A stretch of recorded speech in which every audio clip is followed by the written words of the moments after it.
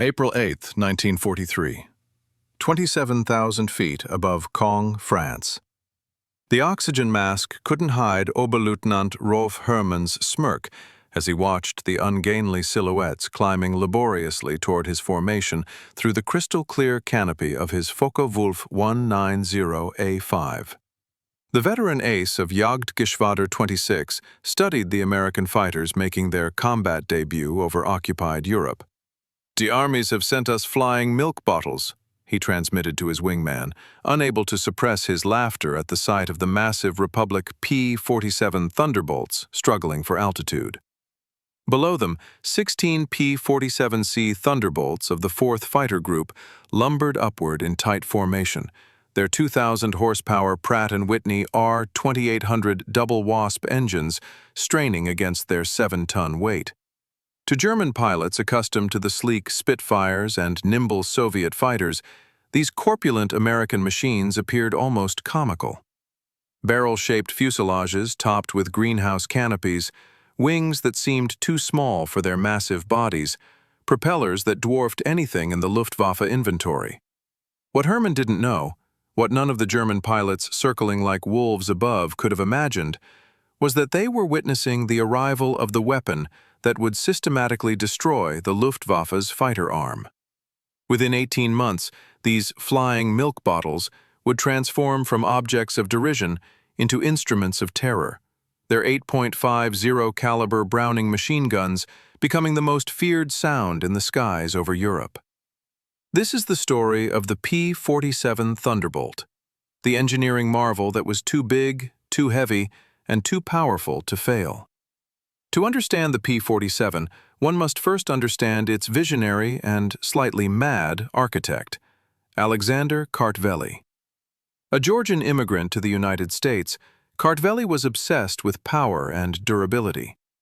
After the early failures of his light P-43 Lancer, he realized that the next generation of air combat required a quantum leap. His mandate was simple: create a fighter that could withstand the punishment of air combat at extreme altitudes and carry enough armament to carry a kill. The result of this philosophy was astonishing. The P-47 was designed around the most powerful piston engine available, the Pratt & Whitney R2800 double wasp. This 18-cylinder, 2-row radial engine was a beast, initially delivering over 2,000 horsepower, and eventually pushing past 2,800 horsepower in later variants. The engine dictated the size of the aircraft, and the aircraft dictated its capabilities.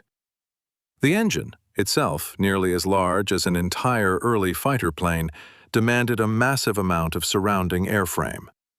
The P-47 was born not as a sleek compromise, but as a pure, unadulterated expression of brute force. This was a deliberate design choice that clashed violently with the European dogma of lightweight agility. Kartveli's goal was not agility. His goal was altitude, speed in the dive, and sheer toughness. He famously said, "If it weighs more, it must carry more to justify the weight." The P-47 was the physical manifestation of American industrial philosophy. When in doubt, add more power and more guns. The single most revolutionary and confusing feature of the P-47's design was its massive Turbo-Supercharger system. To allow the heavy fighter to operate effectively at altitudes up to 40,000 feet, where the air is thin and power drops off dramatically, Kartveli needed a solution that was equally massive.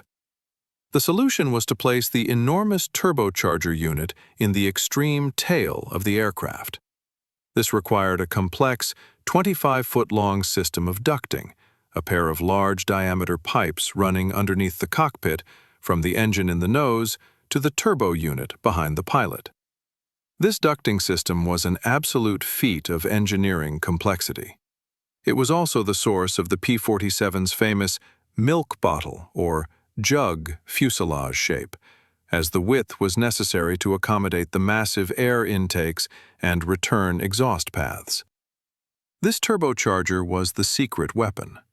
It allowed the R2800 engine to maintain its sea-level horsepower or more, even at 30,000 feet. At high altitudes, the Thunderbolt could outrun and outclimb any German fighter, including the vaunted Me-109 and FW-190. This ability to dominate the high-altitude fighting arena was the P-47's first strategic victory. The size and complexity, which drew scorn from German pilots, were the very features that made the P-47 tactically and strategically superior when it counted most. The complexity of this plumbing system was justified by its output: consistent, overwhelming power delivery at the critical altitudes where the bombing missions took place. If the turbocharger provided the platform, the armament provided the punch. 8.50 caliber, 12.7 millimeter Browning M2 machine guns. 8 guns. This was an immense, unparalleled volume of firepower for a single-engine fighter. Placed 4 in each wing, the sheer weight of fire was devastating. The American doctrine was volume over caliber. While German fighters relied on 20mm or 30mm cannons to deliver explosive shells for a guaranteed one-shot kill, the American philosophy was to create an overwhelming cone of lead that guaranteed multiple hits on any target that entered its path. The 8.50s fired nearly 100 rounds per second, delivering over 8 pounds of metal per second onto the target. This sheer saturation of fire was what truly terrified the German pilots. When hit by 8 simultaneous .50 caliber streams, an FW-190 or Me-109 did not merely suffer damage, it often disintegrated. The high rate of fire and flat trajectory made tracking simple, and the heavy volume compensated for minor aiming errors.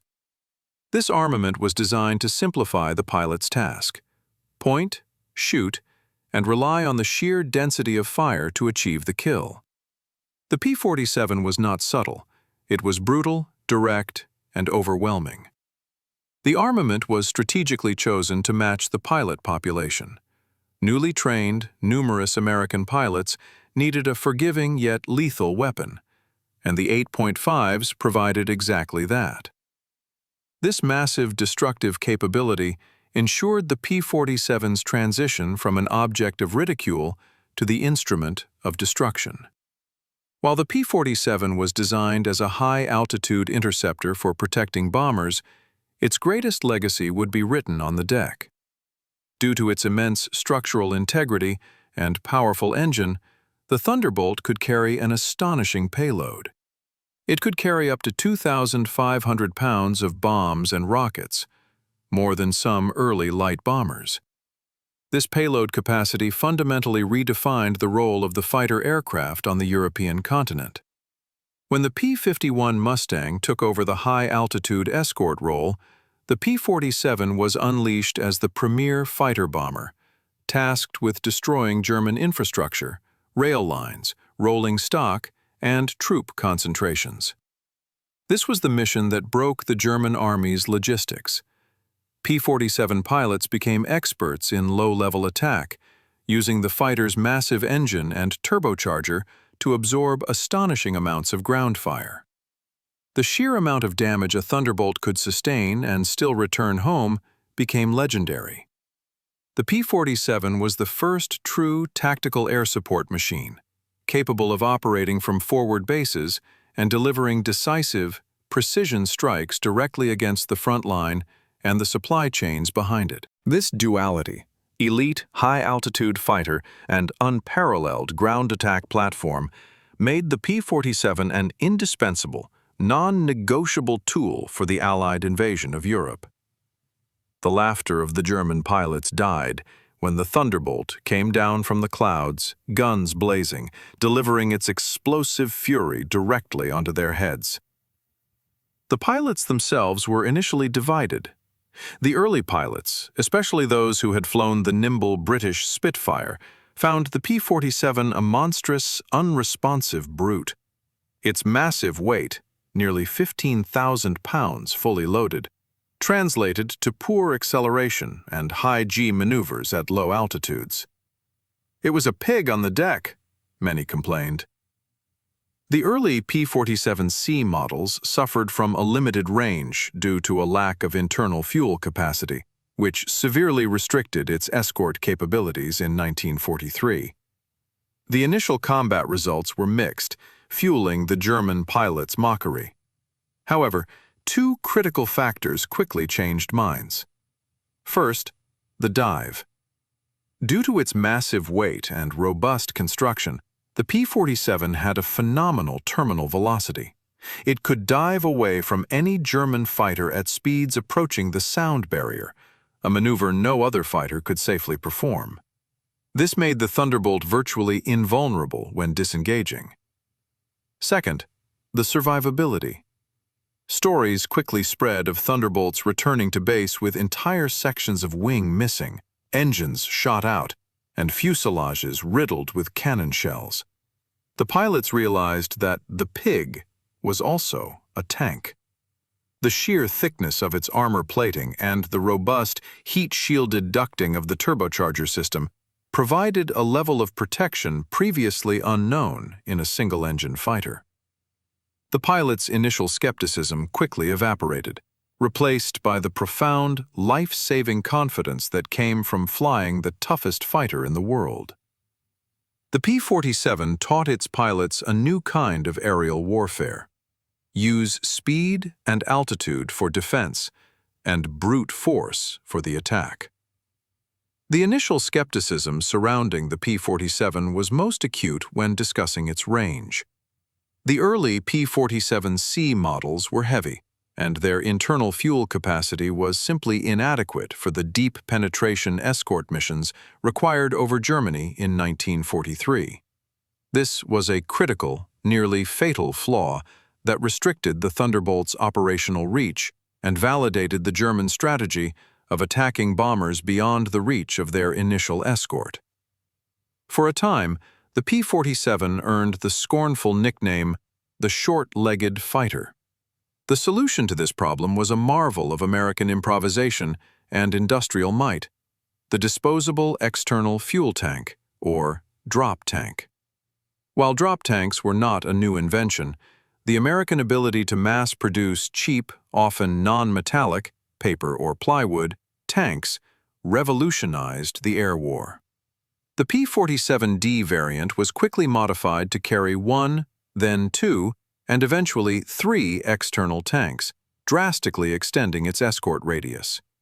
This simple industrial solution transformed the P-47 from a short-range air superiority fighter into a formidable deep-penetration escort. By mid-1943, P-47s could escort the B-17s far deeper into the Reich than ever before, forcing the Luftwaffe to engage. This was the moment the laughter truly stopped. The drop tank was the strategic key that unlocked the P-47's immense potential, allowing its raw power to be applied where it mattered most, over the enemy's industrial heartland. The P-47's success was as much about its external tanks as it was about its internal turbocharger, a victory of logistics and mass production over pure design elegance. The single most significant physical transformation of the P-47 was the introduction of the bubble canopy on the P-47D model. The earlier Razorback models, P-47C and early D, suffered from notoriously poor rearward visibility, a fatal flaw in high-stakes dogfighting. A pilot who can't see behind him is a dead pilot. Republic Aviation, acknowledging this vulnerability, adopted the radical design pioneered by the British, a teardrop, or bubble, canopy that offered an unparalleled 360-degree view. This seemingly simple change was a tactical revolution. In aerial combat, situational awareness is life. The bubble canopy eliminated the blind spots and allowed American pilots to spot inbound attackers long before they became a threat. This modification immediately elevated the P-47's combat effectiveness, making its immense speed and resilience even harder to counter. Paired with the introduction of the powerful water injection system on the R2800 engine, the W series, which temporarily boosted power to nearly 2,800 horsepower, the P-47D became the definitive version of the Thunderbolt, a fast, tough, highly visible, and long-legged escort fighter. The bubble canopy wasn't just an aesthetic upgrade, it was a fundamental shift in the pilot-machine interface, ensuring that the P-47 could leverage its brute strength without sacrificing vital awareness. The P-47 was the ultimate energy fighter, a machine designed to fight vertically, utilizing its massive weight and robust construction for speed, not turning. The German and British dogma centered around maneuverability, corner speed, and tight turning circles. The P-47 rewrote the rules with the boom and zoom doctrine. The strategy was straightforward and perfectly suited to the Thunderbolt's strengths. 1. Altitude advantage. Use the superior turbocharger to climb to the highest possible altitude, 30,000 plus feet. 2. The dive. Use the tremendous weight to execute a high-speed vertical dive, the boom, where the P-47 could outrun any other fighter due to its high dive speed limit. 3. The attack. Deliver a devastating burst from the 8.50 caliber guns. 4. The escape. Convert the diving speed back into altitude, the zoom, or simply zoom away from the battle, forcing the slower German fighters to give up the chase. This doctrine made the P-47 virtually untouchable. If the pilot made a mistake, he could simply nose over and dive away, confident that the Thunderbolt's structural integrity would withstand speeds that would tear the wings off a German fighter. The P-47 was not a dancer. It was a hammer. And the hammer only needed to strike once. This new style of fighting prioritized speed and vertical separation over horizontal maneuverability, decisively countered the agility of the German FW-190 and ME-109, securing the skies for the bombers. The arrival of the P-47 coincided with the rise of a new breed of American fighter ace, men whose success was directly tied to the Thunderbolt's brute force capabilities. Pilots like Colonel Francis S. Gabreski, 28 kills, and Robert S. Johnson, 27 kills, demonstrated the P-47's killing potential. Robert S. Johnson's famous account of chasing a German Focke-Wulf 190, hitting it multiple times with his .5s, and watching the German pilot eventually bail out, remains a testament to the Thunderbolt's ability to absorb punishment and relentlessly press the attack. These aces proved that the P-47 was not just a protective escort, it was a lethal hunter. Their success helped establish air superiority in late 1943 and early 1944. The turning tide was palpable. Before the P-47 and the development of long-range drop tanks, the Luftwaffe dominated the airspace deep over Germany. By the time of the D-Day landings in June 1944, the P-47 had systematically eliminated German air resistance over the invasion beaches and the immediate interior. The Thunderbolt was the machine that broke the Luftwaffe's defensive backbone in the West, paving the way for the later arrival and success of the P-51 Mustang. The P-47 didn't wait for air superiority. It created it, mile by brutal mile, from the French coast to the German border. While the Thunderbolt is primarily famous for its role in Europe, it also played a crucial, if lesser-known part in the Pacific theater, where its unique qualities made it indispensable. The vast distances and the unique challenges of fighting the nimble Japanese fighters, especially the Zero, demanded a different approach. The P-47 excelled in the Pacific for three key reasons. First, durability. Its immense strength made it less vulnerable to the light, high-explosive rounds used by Japanese aircraft. Second, speed and dive performance. The same boom and zoom tactics that worked in Europe were equally devastating against the Zero, which was easily outpaced in a dive. Third, ground attack. The P-47's heavy payload capacity made it a superior platform for attacking Japanese strongholds on islands like the Philippines and Okinawa. It was simply too tough to be defeated by the prevailing Japanese air defense tactics. In the Pacific, the P-47 proved that its size was an advantage, not a liability, providing the pilot with a powerful, forgiving, and utterly reliable machine to dominate the complex air-ground battles of island hopping. The Thunderbolt was the necessary monster that excelled in both theaters of war, proving that brute force and superior engineering transcend geographical differences. By early 1944, the P-47 had successfully established itself as a credible high-altitude escort, but the strategic needs of the war were shifting. The American doctrine, initially centered purely on protecting the bomber stream, evolved into a more aggressive posture: seek out and destroy the German fighter force wherever it could be found. This meant not just engaging them over the bomber formations, but chasing them back to their airfields and striking their infrastructure. This was the shift that truly began to cripple the Luftwaffe. The Thunderbolt, with its phenomenal durability and immense firepower, was the perfect tool for this aggressive new role. The P-47 pilots were essentially given permission to go hunting. They would break away from the bomber stream once the threat diminished and head down to the deck. The deck being the critical altitude where German fighters were most vulnerable during landing, takeoff, or refueling. This new strategy transformed the P-47 from a purely defensive weapon into an offensive spearhead, actively seeking the destruction of the enemy's operational capability. This continuous, relentless pressure on German airfields, maintenance crews, and supply lines was as effective as any single air victory. The P-47 was instrumental in creating the conditions for the eventual and total Allied air superiority, not just through aerial kills, but through strategic disruption.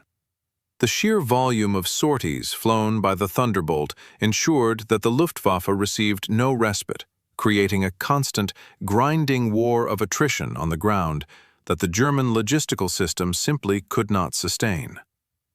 The P-47's primary German antagonist was the Focke-Wulf 190, often nicknamed the Butcher Bird due to its lethal reputation.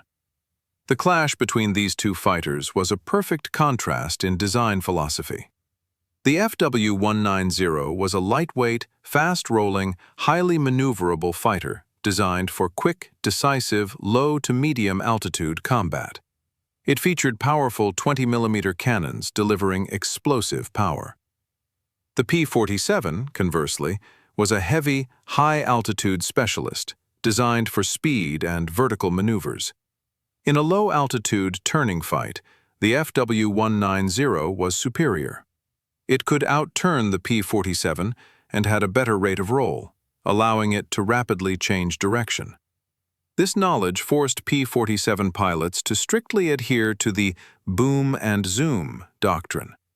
However, the P-47 held every advantage above 25,000 feet. The Thunderbolt's turbocharger maintained power where the FW-190's engine began to gasp. Crucially, the P-47 could escape any engagement by simply diving. The FW-190 could not safely follow the P-47 into the vertical realm.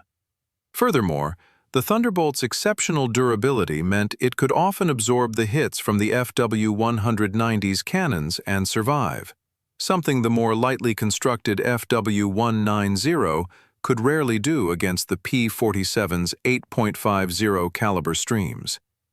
The tactical reality was that the P-47 could dictate the terms of the fight. If the German pilot stayed low, he risked being bounced by a P-47 coming down at terminal velocity. If he climbed, he was outpaced and outpowered. This strategic control over altitude made the P-47 the ultimate counter to the Germans' best air superiority fighter. The secondary German opponent was the venerable Messerschmitt Bf-109, in its G and K variants, often called the Gustav. The Bf-109 was a smaller, lighter fighter, the epitome of the classic German interceptor. It excelled in climb rate and was the most difficult of the German fighters to hit due to its small size. However, the Bf-109 faced two critical disadvantages against the P-47. First, the engine.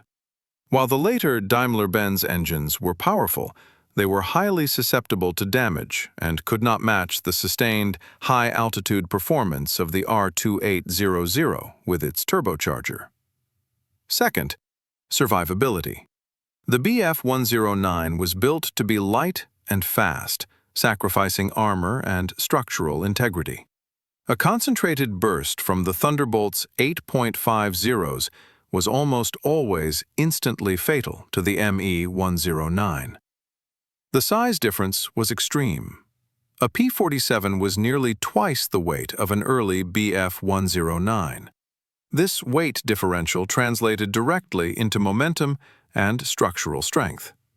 The American pilots learned to respect the Me-109's climbing ability, but knew that if they could force the fight into a high-speed pass or a sustained chase, the Bf-109 would eventually be overwhelmed by power and firepower.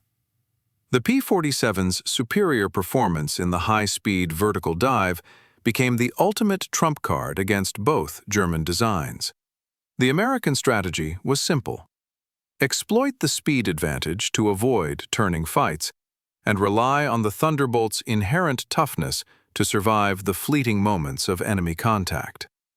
The P-47's role in the successful Allied invasion of Normandy, D-Day, in June 1944 was monumental, transitioning from air superiority to decisive ground attack.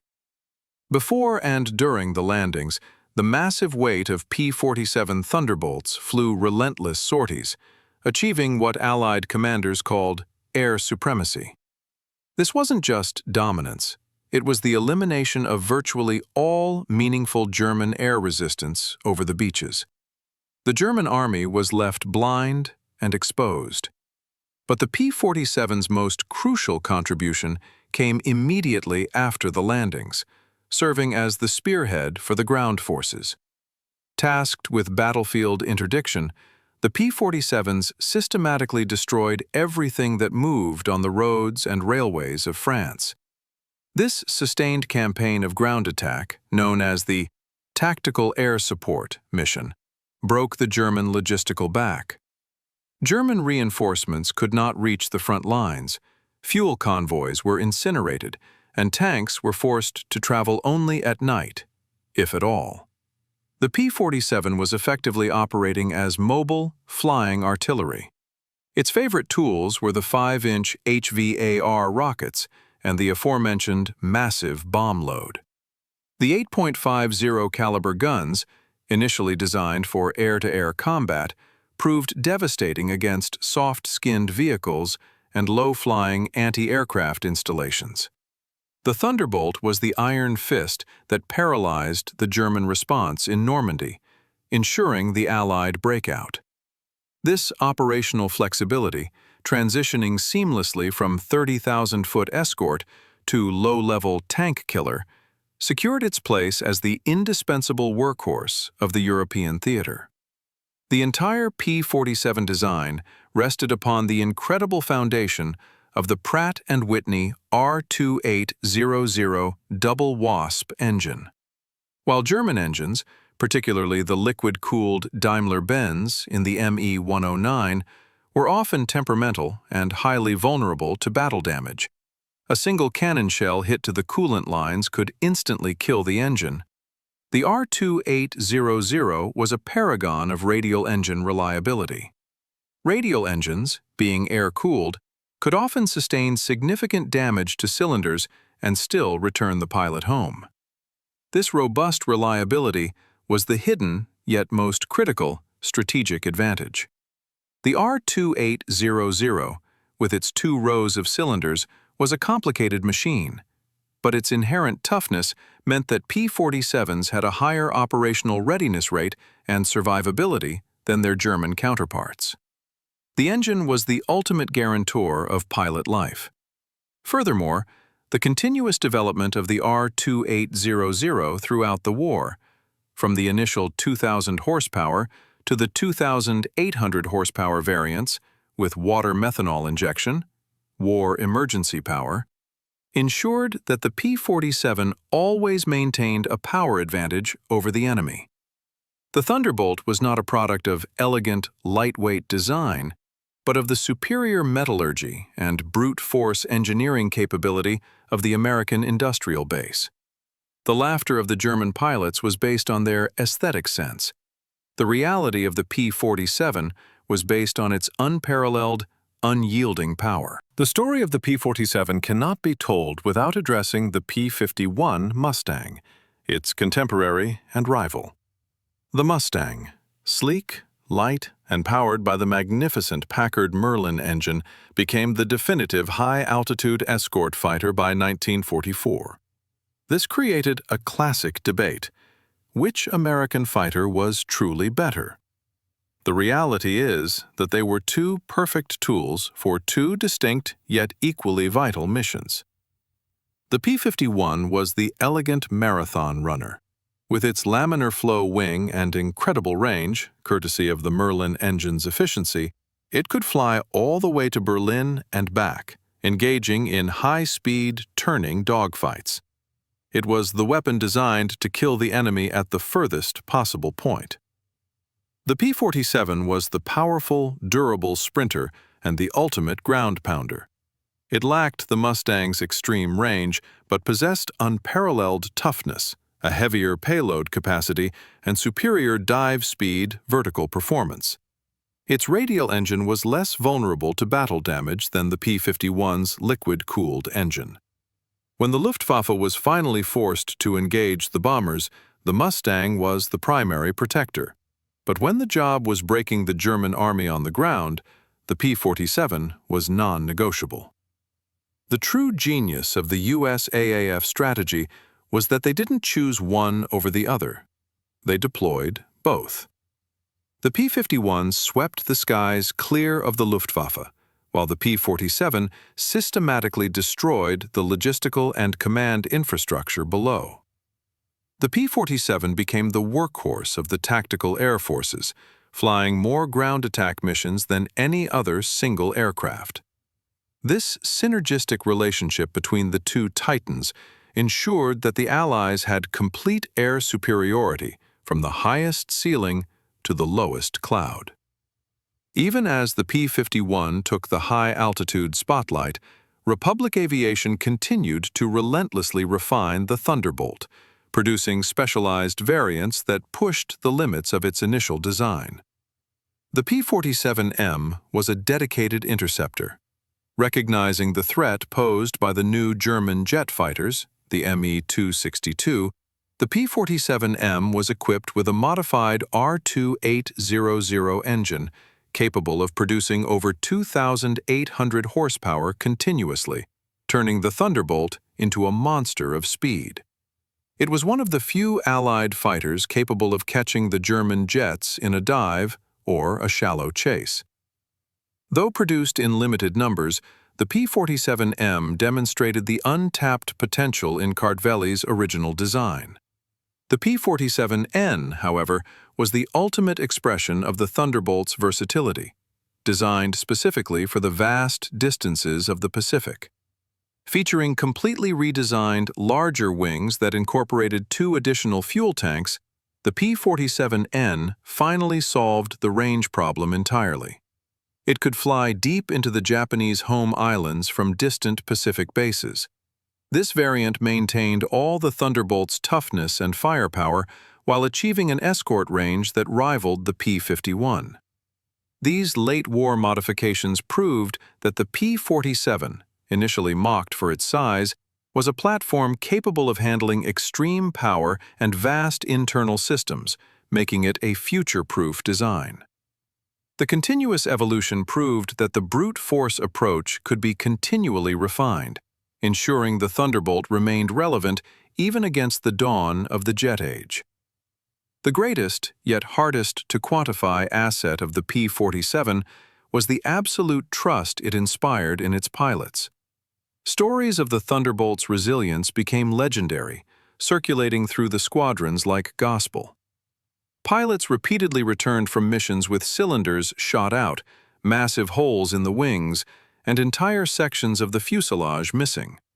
The robust radial engine often acted as an enormous shield, protecting the pilot from frontal attacks, and the turbocharger ducting provided an almost unbelievable layer of insulation against ground fire from below. The single factor that reduced American pilot losses more than any other was the P-47's ability to simply survive. This high rate of survivability was critical for maintaining pilot morale and keeping experienced aces in the fight. While a German pilot shot down was often lost forever, an American pilot in a Thunderbolt could usually nurse his damaged machine home.